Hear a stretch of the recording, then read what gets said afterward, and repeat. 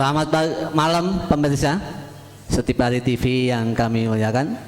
Malam hari ini adalah talk show spesial talk show yang alhamdulillah pada malam hari ini dihadiri oleh beliau-beliaunya, tokoh-tokoh Kabupaten Semarang yang nanti akan memberi suatu gambaran-gambaran dalam penanggulangan meningkatkan perekonomian di masa pandemi ini. Oke, kita akan perkenalkan dari yang satu. Ini adalah tidak asing lagi bagi kita, yaitu Bapak Bupati Kabupaten Semarang, Bapak Haji Ngesti Nugraha SH.MH. Kemudian yang berbaju hijau ini adalah juga tidak asing lagi bagi masyarakat Kabupaten Semarang. Ini adalah Wakil Ketua DPRD Kabupaten Semarang, Bapak Haji Nurul Huda SH. Kemudian beliaunya ini sudah tidak asing lagi bagi masyarakat Semarang juga. Tokoh masyarakat Kabupaten Semarang adalah Bapak Dr. Agus Musleh MSI. Malam hari ini kita akan mengambil tema yang cukup menggeget untuk masyarakat Kabupaten Semarang, yaitu tentang perekonomian di masa pandemi. Tema pada malam hari ini adalah pemulihan ekonomi masa pandemi. Nah, perlu diketahui bahwa COVID-19 ini ternyata membuyarkan daripada perekonomian yang ada di dunia, bahkan di Indonesia, khususnya juga di Kabupaten Semarang. Dari pengusaha kecil sampai besar itu kena dampaknya, ya. Baik itu UMKM, juga pengusaha, juga tidak ketinggalan juga dunia pariwisata. Luar biasa kena dampaknya. Tapi malam hari ini akan kita bahas tuntas penanggulangannya bagaimana. Ya, ini kami akan tanyakan pada Pak Bupati ini. Bapak Ngesti ini ahli perekonomian ini. Bapak, langkah apa yang dilakukan pemerintah Kabupaten Semarang untuk memulihkan perekonomian di masa pandemi ini?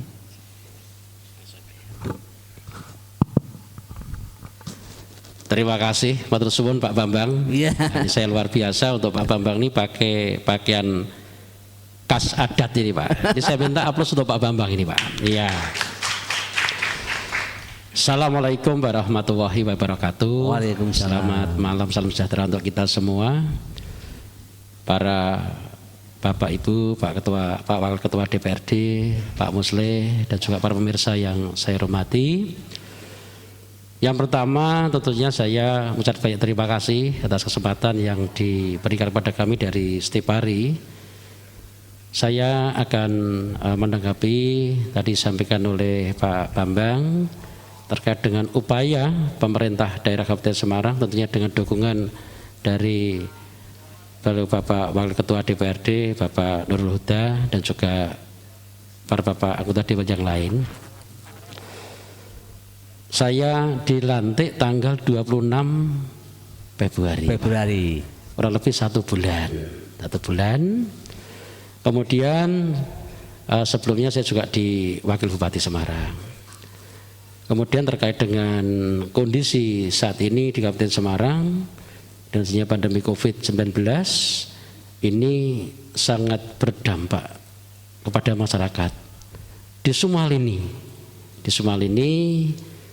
Kehidupan masyarakat, baik di bidang sosial, di bidang ekonomi, di bidang budaya, dan juga di bidang-bidang yang lain. Kami berupaya bersama dengan jajaran Forkopimda, dengan OPD, dengan kepala desa, perangkat desa, dan juga seluruh elemen masyarakat.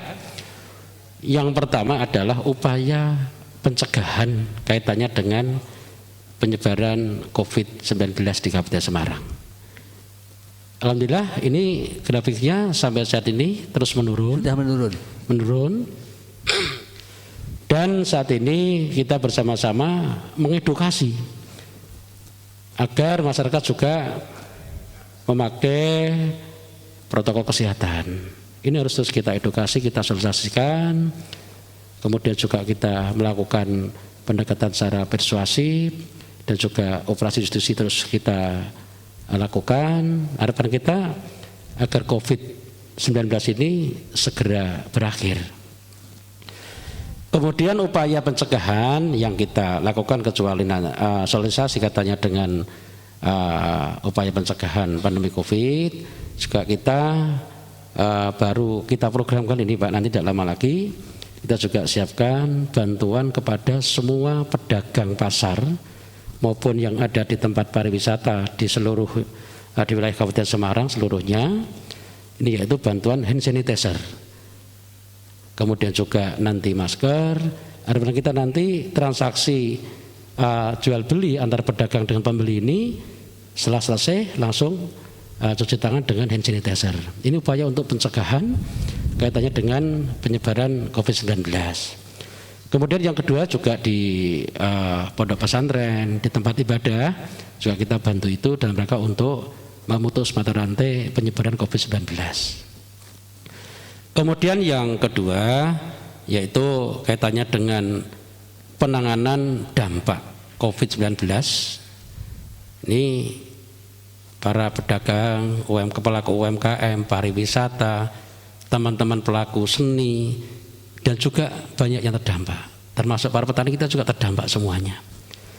Nah kita ini ke depan secara bersama-sama juga mengedukasi, dan dalam waktu sekitar 1 bulan saya bersama Pak Wakil Bupati, dan terima kasih dukungan dari Pak Ketua Dewan dan juga para Bapak Ibu anggota DPRD, ini kami telah mencanangkan bahwa setiap rapat-rapat di pemerintahan, baik di OPD, di kecamatan, di desa, di kelurahan, kumpulan RT, untuk ibu-ibu PKK misalnya, dan juga ada kegiatan pengajian, kegiatan sosial kemasyarakatan, ini terutama di OPD kita minta untuk menggunakan produk UMKM kita sendiri. Nah ini sudah berjalan, dan termasuk tempatnya ini juga di Kabupaten Semarang ada yang membuat besek, ini juga kita beli kemudian untuk menaruh snack UMKM kita, untuk menaruh makanan, ini juga pakai besek Pak. Ini upaya-upaya yang kita lakukan saat ini. Di satu sisi juga saya bersama Pak Wakil Bupati Semarang ini juga telah mencanangkan yaitu acara ngopi bareng Pak. Ngopi bareng. Ya, ngolah pikir bareng-bareng. Oh. Dengan semua elemen, kemudian secara bertahap 1 minggu bisa 2 kali, terutama setiap malam minggu kita adakan acara ngopi bareng.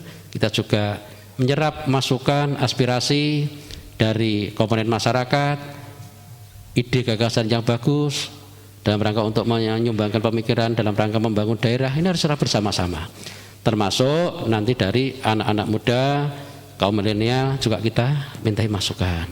Dan kita harus bersama-sama.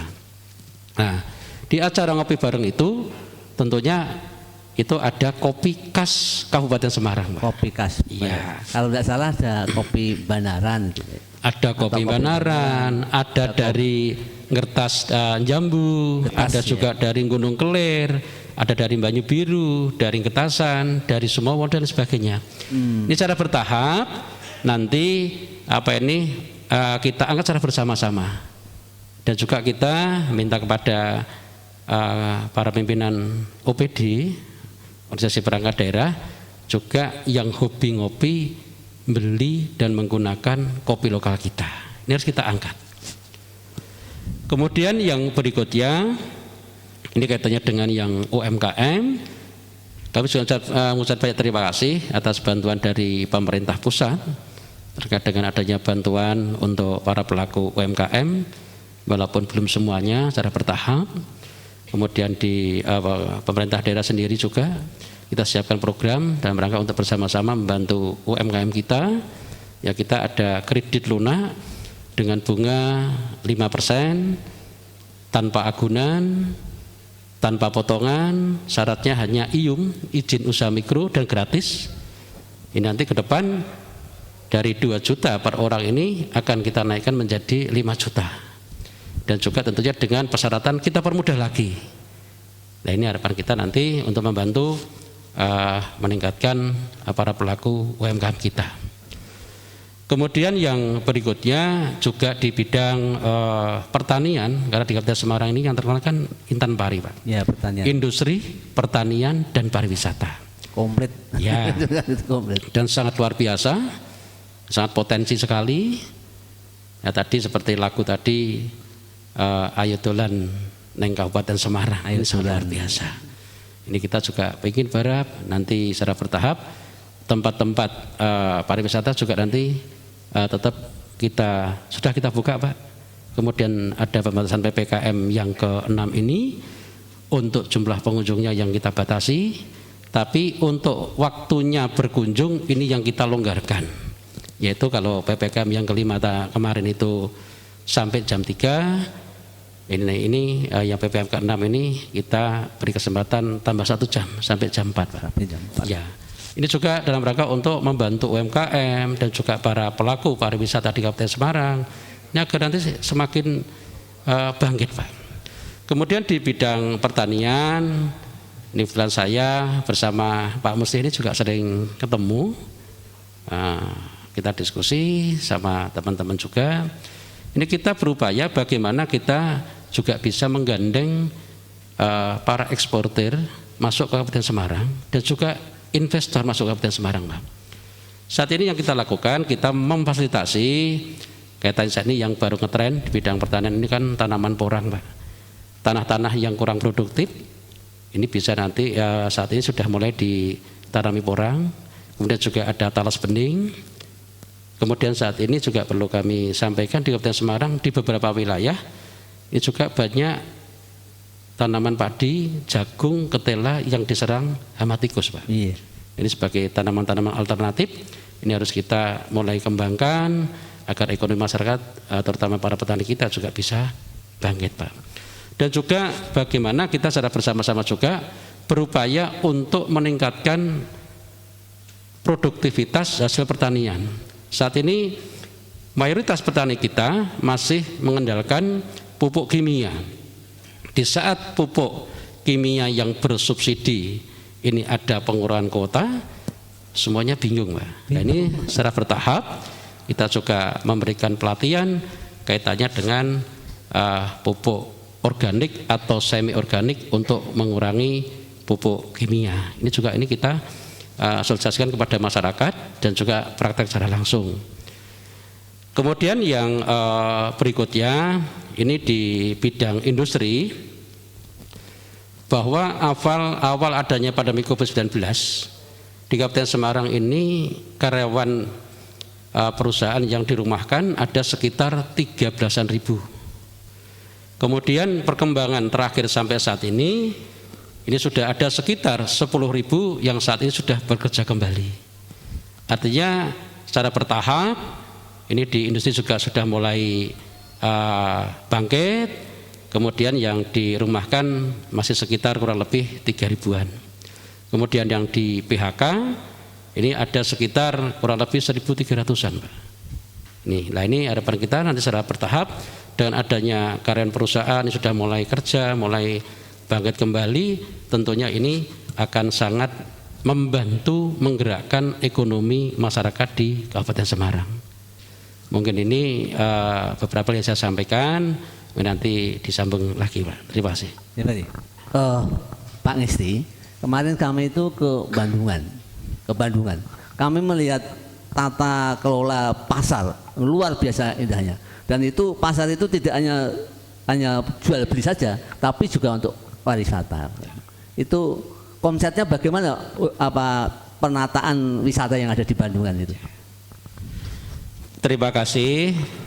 Jadi kebetulan saya yang menjadi ketua penataan kawasan wisata Bandungan, Pak.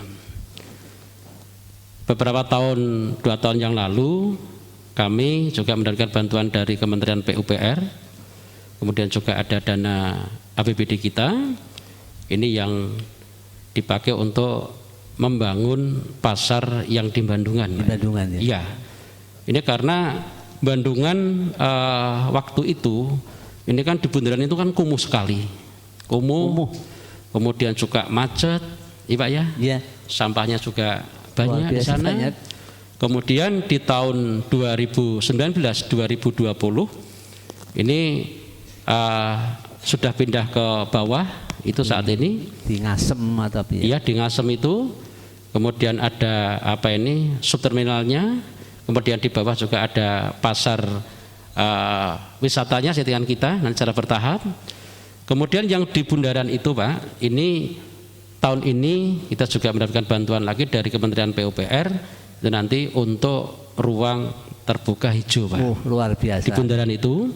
Kemudian juga kita mendapatkan bantuan dari Pak Gubernur bersama Pak Ketua DPRD Provinsi Jawa Tengah, kita terima kasih. Ini juga untuk pelebaran jalannya Pak. Yang ada di Bandungan, ini juga harapan kita nanti ke depan ini jalannya dilebarkan, ruang terbuka hijaunya dibangun. Jadi nanti Bandungan semakin cantik lagi Pak. Iya. Gitu. Kemudian untuk desa wisata Pak, desa wisata di Kabupaten Semarang ada sekitar 55 desa wisata. Ini juga kami ucapkan terima kasih. Ini kita juga dibantu dari provinsi, dari Pak Gubernur dan Pak Ketua DPRD Provinsi. Ini tahun kemarin ada 22 desa wisata yang dibantu dan tahun ini juga ada 22 desa wisata yang dibantu. Harapan kita nanti ke depan juga dari pemerintah daerah juga nanti akan mendukung pengembangan desa wisata yang ada di Kabupaten Semarang. Luar biasa. Jadi Kabupaten Semarang khususnya di Bandungan ini, kalau kita tidak ke Bandungan berarti tidak ke Ungaran itu. Gitu. Kemudian kita beralih ke Bapak Wakil Ketua DPRD, Bapak Nurul Huda. Regulasi seperti apa yang dilakukan oleh DPRD Kabupaten Semarang dalam pemulihan ekonomi di Kabupaten Semarang? Monggo. Regulasinya untuk mendukung program daripada Pak Ngesti. Terima kasih. Assalamualaikum warahmatullahi wabarakatuh. Waalaikumsalam. Ya, terkait dengan regulasi pemulihan ekonomi pemulihan ekonomi di masa pandemi ini, tentunya pertama rujukannya seperti apa yang disampaikan oleh Pak Bupati tadi, bahwa pertama-tama kita harus sukses dalam melakukan upaya melawan COVID. Ya. Artinya upaya melawan COVID ini menjadi prioritas, dan kemudian karena memang bahwa perlawanan terhadap COVID ini waktunya belum bisa dipastikan sampai kapan berakhir, maka tentunya harus juga diiringi dengan upaya-upaya menanggulangi agar dampak COVID ini tidak terlalu menyakitkan masyarakat begitu barangkali. Betul. Begitu. Untuk itu ini menurut pandangan saya selaku wakil masyarakat, ini berharap kepada pemerintah daerah Kabupaten Semarang berdasarkan Perbu nomor 65 tahun 2020 tentang penerapan dan penegakan hukum protokol kesehatan dalam rangka untuk menangani pandemi COVID ini, perlu adanya regulasi agar ekonomi masyarakat bisa segera pulih, yaitu perlu adanya regulasi tentang penguatan ekonomi masyarakat yang di dalamnya yaitu terkait dengan pembinaan masyarakat dalam meningkatkan usaha untuk bertahan hidup. Kemudian tadi disampaikan oleh Pak Bupati akan ada bantuan kredit lunak dengan bunga 5%, maka ini saya berharap juga masuk dalam peraturan daerah atau paling tidak peraturan bupati juga, Namun harapan saya selaku wakil masyarakat, tadi disampaikan Pak Bupati itu bunga 5%. Bunga 5%. Ya, saya berharap 0%, Pak. 0%. Saya berharap 0% dengan ketentuan-ketentuan yang ketat. Dan ini karena sifatnya pemulihan, untuk itu saya berharap pada pemerintah daerah Kabupaten Semarang dalam mengelola APBD ini benar-benar bisa bersepakat, sinergi dengan antara eksekutif dengan legislatif, merencanakan sesuatu skala prioritas yang benar-benar diprioritaskan. Yakni bahwa saat ini persoalan yang sangat mendasar adalah COVID. Untuk itu prioritas utama adalah penanganan yang bersifat pencegahan, juga penanganan atas dampak COVID tersebut. Ini artinya pemerintah daerah Kabupaten Semarang harus berani mengalahkan beberapa anggaran untuk beberapa sektor, diprioritaskan untuk penanganan pencegahan COVID dan sekaligus dengan dampaknya, yaitu pemulihan ekonomi. Mungkin salah satunya itu. Kemudian terkait dengan hal-hal yang perlu dilakukan oleh pemerintah daerah dalam menangani persoalan ini, terutama pada pemulihan ekonomi di masa-masa pandemi seperti ini, yakni pemerintah daerah harus memperbanyak pelatihan-pelatihan kerja pada masyarakat, karena hari ini banyak sekali masyarakat yang terdampak pandemi, yaitu paling tidak bahwa PHK dari karyawan-karyawan itu saja tadi disampaikan.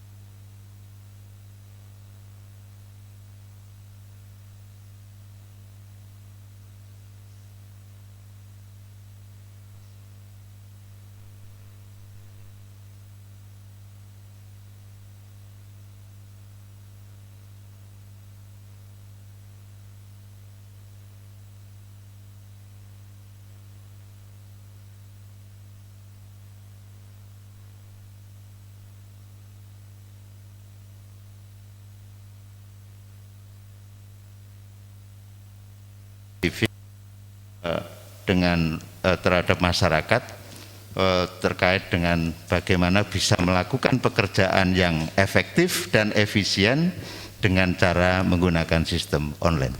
Mungkin itu Pak yang bisa saya sampaikan. Mungkin karena minimnya ini Pak, minimnya tadi kan pelatihan kerja melalui online ya, minimnya ini Pak akses mungkin. Apakah dari DPD mendukung juga adanya internet desa gitu? Iya, kami sangat mendukung, apalagi di Kabupaten Semarang ada beberapa desa atau daerah yang masih blank atau belum bisa dijangkau oleh internet. Nah, maka program untuk program internetisasi atau desa digital barangkali seperti yang sudah ada di salah satu di Kabupaten Semarang di Desa Sepakung, Kecamatan Banyu itu sudah berjalan bagus, dan itu bisa menjadi percontohan bagi teman-teman daerah lain, bisa dijadikan referensi pemerintah daerah dalam mengambil kebijakan itu. Dan insya Allah secara presentatif wilayah di Kabupaten Semarang mungkin tidak lebih dari 40% daerah yang sulit untuk dijangkau oleh internet itu. Terima kasih dari Bapak Nurul. nanti kita akan berbincang lagi dengan tokoh Kabupaten Semarang, Bapak Musli, tapi kita persilahkan yang satu ini. Ramuan alami pilihan, khasiatnya pancenan BMC Plus untuk kesehatan, yuk diminum segar kewarasan. BMC Plus, bawang madu jahe, ramuan alami, jantung sehat, stamina oke.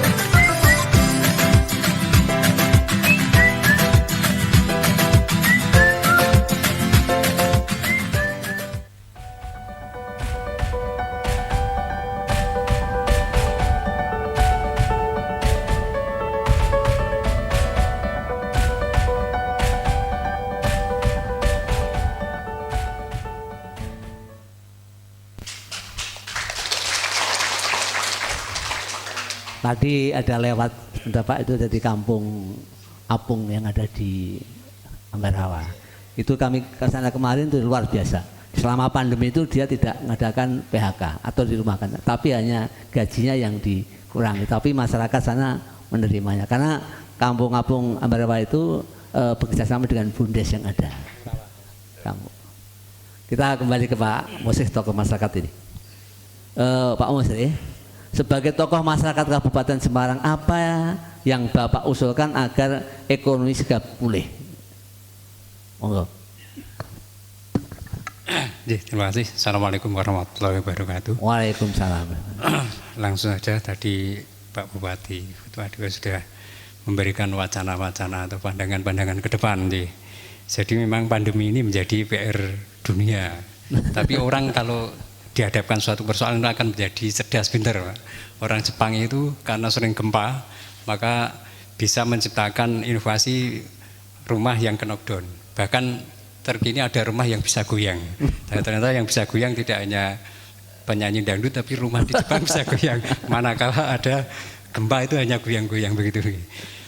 Tadi kita sudah mendengarkan beliau memang kami selaku ditokohkan di sini barangkali. Tapi melihat Pak Ngesti ini seorang pemimpin yang visioner.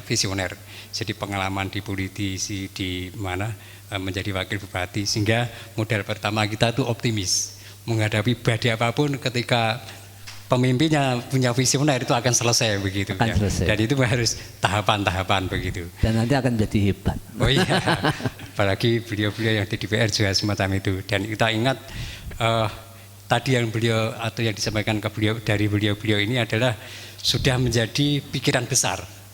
Jadi kalau ada teori cara berpikir manusia itu kan ada 3, berpikir kecil, berpikir sedang, dan berpikir besar.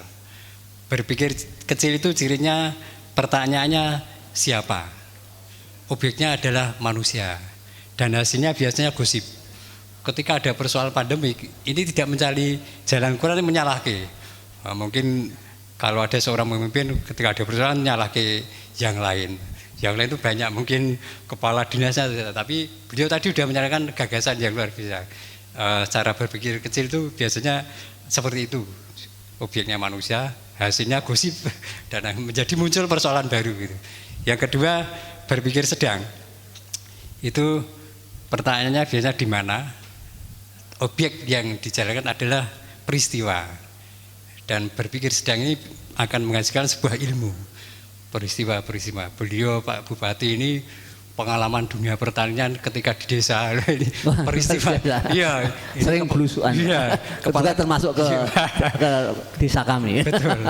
Kepala dinas pertanian dengan beliau takut lebih petani beliau daripada kepala dinasnya gitu. Dinasnya 1 kali belusuan ini sudah 4 kali belusuan. Pengalaman itu menjadi ilmu. ya maka tadi gagasan yang sekarang berpikir besar itu pertanyaan bagaimana, terus objeknya adalah gagasan, hasilnya adalah solusi. Nah, tadi beliau-beliau ini sudah mencapai ke sana dan kami selaku di tokoh di Kabupaten Semarang pertama tadi optimis ini menjadi modal. Orang yang ketika lahir dalam kondisi optimis maka menghadapi apapun akan selalu mentalnya tahan gitu. Dan kami mencoba kemarin karena juga dengan beliau sudah bersama-sama dari awal mencoba untuk mengurai persoalan-persoalan terutama di pandemi ini. Jadi pandemi ini suatu paket dari Tuhan dari Allah Ta'ala yang semua akan merasakan, cuman mensikapinya mungkin berbeda-beda. Ya, kita beberapa hal agar pandemi kita menyadur kalimatnya Pak Presiden, kita harus berdampingan dengan COVID-19. Ternyata memang tidak bisa berpisah dalam waktu ini, memang harus dengan tadi protokol kesehatan dan sebagainya. Tetapi upaya-upaya untuk pemulihan terutama ekonomi memang harus jalan. Dan untuk ke sana kita juga sudah atau pernah menghadapkan kepada beliau beberapa investor yang ada beberapa bidang yang kemarin sudah kita tawarkan untuk berpikir besar agar bisa segera cari solusi.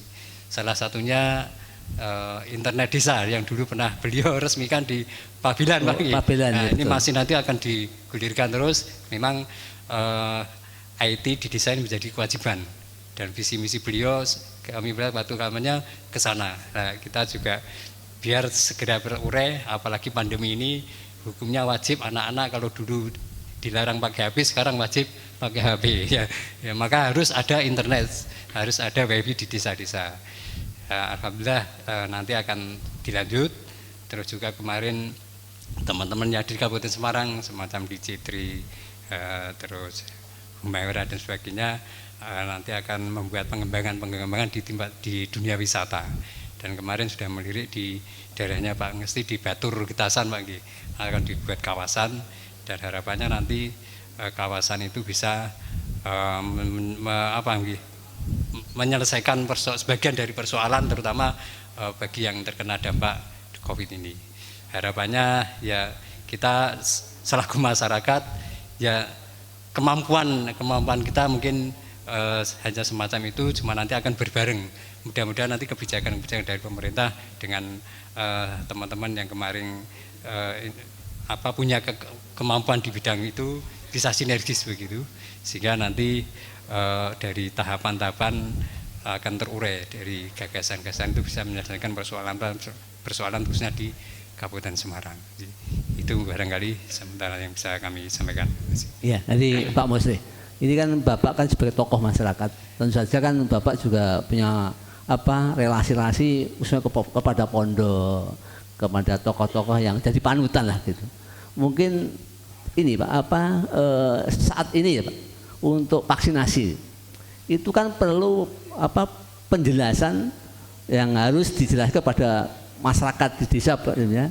Itu seperti apa hubungan Pak Musli sebagai tokoh masyarakat pada pondok-pondok supaya vaksinasi itu berjalan dengan lancar, kemudian sesuai dengan harapan dari Pemkab. Monggo. Terima kasih. Bicara vaksinasi tidak lepas dari COVID. Dan bicara COVID itu ternyata ada dua, Pak. Itu masuk ke wilayah keyakinan dan ada yang itu memang ilmiah. Ada yang sampai hari ini masyarakat itu tidak percaya COVID itu ada. Gitu. Ya, itu kan harus dijelaskan pada hanya tokoh masyarakat yang bisa menjelaskan itu. Ketika dia nggak percaya COVID itu ada, vaksin nggak mau, Pak. Itu akal-akalnya wong duran gitu. Ada sebagian yang semacam itu. Tapi itu sebagian kecil.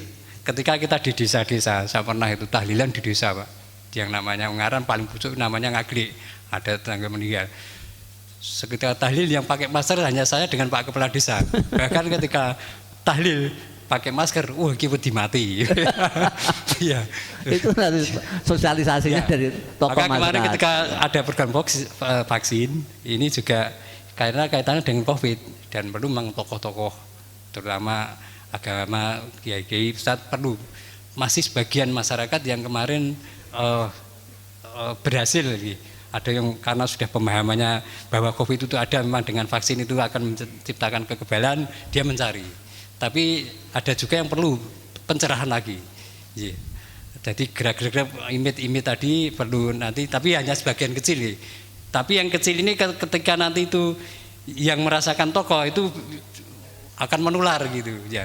Saya menemukan beberapa orang yang sampai hari ini tidak mau untuk divaksin gitu. Karena dari awal tidak percaya COVID itu ada begitu. Ya hanya kecil, tapi dia tidak bisa mengembangkan.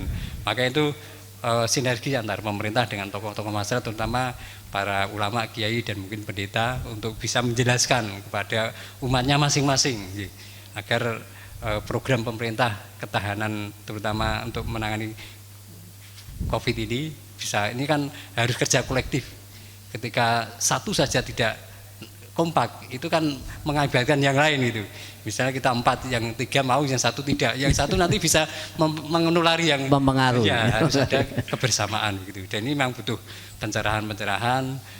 Di samping memang ada, kalau kita melihat sanksi-sanksi yang sudah diterapkan oleh pemerintah lewat kepolisian, itu memang sinergi begitu.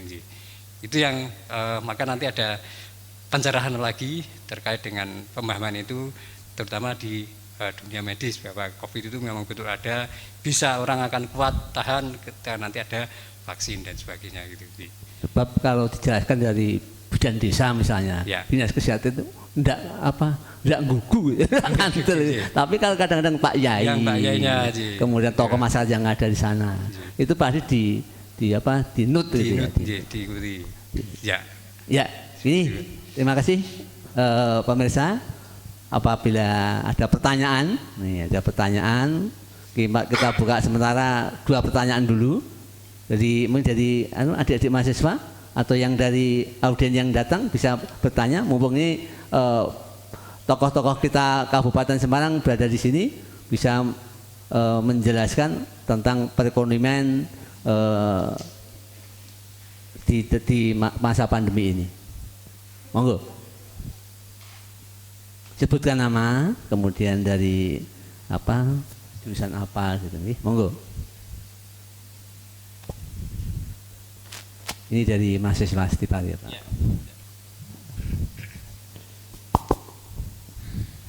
Baik, terima kasih. Perkenalkan, nama saya Yuan Flores Jebua, jurusan pariwisata. Pertanyaan ini saya tujukan kepada Bapak Nurul Huda. Pertanyaannya, banyakkah pihak wisata yang mengeluh dikarenakan COVID ini hingga mereka hampir mengelola wisata tersebut? Lalu sosialisasi seperti apa yang Bapak berikan kepada pihak pengelola wisata agar mereka tetap bertahan dalam mengelola destinasi wisata? Terima kasih. Namanya tadi kok kurang. Yuan Flores Jebua. Yuan. Ya. Ini dari mana asalnya? Dari Nias. Oh, dari Nias, Pak. Luar biasa. Yang Stipari ini adalah hebat, jadi mahasiswa dari luar sana juga banyak sekali ya, Pak. Ya. Monggo, tadi ya, langsung aja Pak Nurul. Terima kasih Mbak Yuan. Ini menuntut saya harus berpikir begitu ya. Namun pada prinsipnya bahwa yang saya ingin sampaikan ini adalah yang wajar untuk dilakukan. Yakni bahwa pandemik ini tidak boleh dijadikan alasan kita untuk berhenti dari segala aktivitas, termasuk salah satunya yaitu dunia pariwisata. Dunia pariwisata tetap harus berjalan. Di antaranya untuk tetap menjaga eksistensi dunia pariwisata, maka bagi saya para pengelola wisata ini salah satunya harus aktif dan kreatif. Aktif dan kreatif, yakni salah satunya melakukan usaha-usaha misalnya live streaming dengan membuat pertunjukan-pertunjukan yang berlatar belakangkan atau background pariwisata yang memang sedang dikelola, itu salah satunya. Meskipun secara offline bahwa orang lebih pada faktanya gitu, masyarakat banyak yang tidak puas dengan hanya melihat pertunjukan-pertunjukan yang menghibur, yang berkapasitas wisata begitu, melalui daring atau melalui streaming. Nah, untuk itu upaya yang harus dilakukan seperti apa yang sudah disampaikan oleh Pak Bupati tadi, hanya memperbaiki atau memperhatikan teknis dan mekanismenya saja. Salah satunya tetap harus menjaga protokol kesehatan agar orang yang datang itu tetap benar-benar menjaga atau melaksanakan protokol kesehatan, yaitu satu, menggunakan masker misalnya ya, terus kemudian cuci tangan, terus kemudian jaga jarak. Artinya betul-betul bahwa di tempat pariwisata itu kita sosialisasikan pada pengelola wisata agar tetap beliau melakukan pengawasan agar tidak dikategorikan tidak memperhatikan begitu. Nah, dengan cara seperti ini saya optimis bahwa dunia wisata masih tetap bisa berjalan, dan pemerintah juga harus membantu sosialisasi terkait dengan potensi-potensi wisata yang berada di Kabupaten Semarang khususnya, bahwa berwisata misalnya di Kabupaten Semarang tidak harus di sini misalnya, tapi ada beberapa titik sehingga masyarakat ini bisa mendapat informasi bahwa di Kabupaten Semarang ini ketika misalnya mau ke salah satu wisata Gedong Songo misalnya, ini ternyata menurut kapasitas yang biasanya misalnya 1000 terus kemudian sekarang 50% itu hanya 500, maka orang bisa alternatif lain, oh kalau tidak di sana ke sana. Jadi ada pandangan lain. Di Gedong Songo ada Celosian, betul, Pak, betul. Kemudian ada Semilir, betul, ada macam-macam. Kalau tidak salah ada 50 destinasi yang ada di Kabupaten Semarang. Luar biasa. Gitu Mbak Yova ya. Yowan ya. Ya itu. Agak sulit namanya. Intinya kita harus bisa menangkap peluang. Di masa pandemi ini bagaimana kita bisa menangkap peluang wisata itu, bagaimana kita ada inovasi betul, dan Pak, betul, kreativitas. Wah, ini ada pertanyaan lagi mungkin yang lain. Wah, ini harus banyak bertanya. Ini mumpung Kabupaten Semarang itu banyak wisatanya luar biasa. Terus juga ada desa wisatanya.